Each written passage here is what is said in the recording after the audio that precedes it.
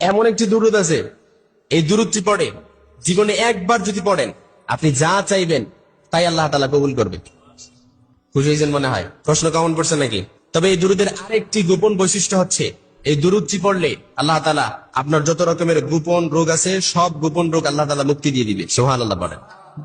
এই গোপন রোগ অনেকে তো কারো কাছে বলতেও পারে না এই গোপন রোগের কথা, কিন্তু নিজেই ভেতরে ভেতরে রাখি।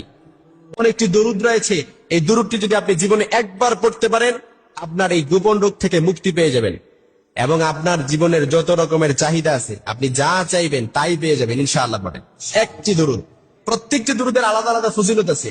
নামাজের মধ্যে আমরা দরুদ পড়ি না, আল্লাহুম্মা সাল্লি আলা মুহাম্মাদ ওয়া আলা আলি মুহাম্মাদ, দরুদ ইব্রাহিম সর্বোত্তম দরুদ। এই দরুদের আলাদা একটি ফজিলত আছে। তারপর আরো দরুদে হাজারি আছে, দরুদে নাজিয়া আছে। সব দরুদের মধ্যে আলাদা আলাদা একটি কি আছে? ফজিলত আছে। কিন্তু এমন একটি দরুদ রয়েছে, এই দরুদটি পড়ে আপনি যা চাইবেন তাই পাবেন ইনশাআল্লাহ। পড়েন এমন একটি দরুদ। বিশ্বনবী বললেন, যে ব্যক্তি আমার উপর একবার দরুদ পড়ে তার জন্য 10টি রহমত তার উপর বর্ষিত হয়। কয়টি রহমত? 10টি রহমত বর্ষিত হয়, 10টি গুনাহ মাফ করে দেওয়া হয় এবং 10 গুণ মর্যাদা তার বৃদ্ধি করে দেওয়া হয়। আপনার এখন সমাজে যেরকম মর্যাদা আছে, আপনার যেরকম সম্মান আছে, এর থেকে একবার দরুদ পড়ার কারণে এর থেকে 10 গুণ মর্যাদা আপনার বৃদ্ধি করে দেওয়া হবে একটি দরুদ পড়ার কারণে।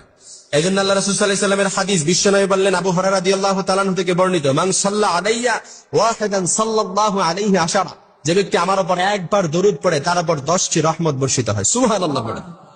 এজন্য বিশ্বনবী বললেন, কোন মানুষ যখন আমার উপর দরুদ পড়ে, এই দরুদ আমার কাছে ফেরেশতারা তার নাম, তার ঠিকানা সহ, তার বাবার নাম সহ আমার কাছে পৌঁছে দেয়া হয়। সুবহানাল্লাহ বলতে পারলেন না?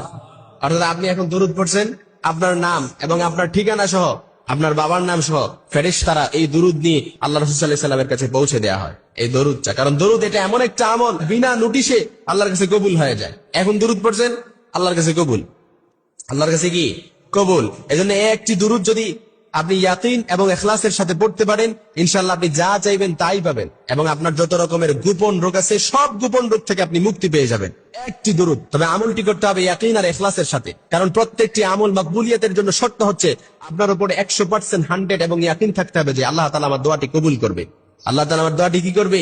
কবুল করবে। এজন্য একটি দরুদ আমি যদি আপনাকে বলি যে গোপন রোগ থেকে মুক্তি পাবেন এবং কি যে কোনো আপনি যা চান তাই পেয়ে যাবেন, এজন্য এই দরুদটি এখনই শিখে নেন। আল্লাহুম্মা সাল্লি আলা মুহাম্মাদিন ওয়া আলা আলি মুহাম্মাদিন বিআদাদি কুল্লি দাই ওয়া দাওয়াই ওয়া বিআদাদি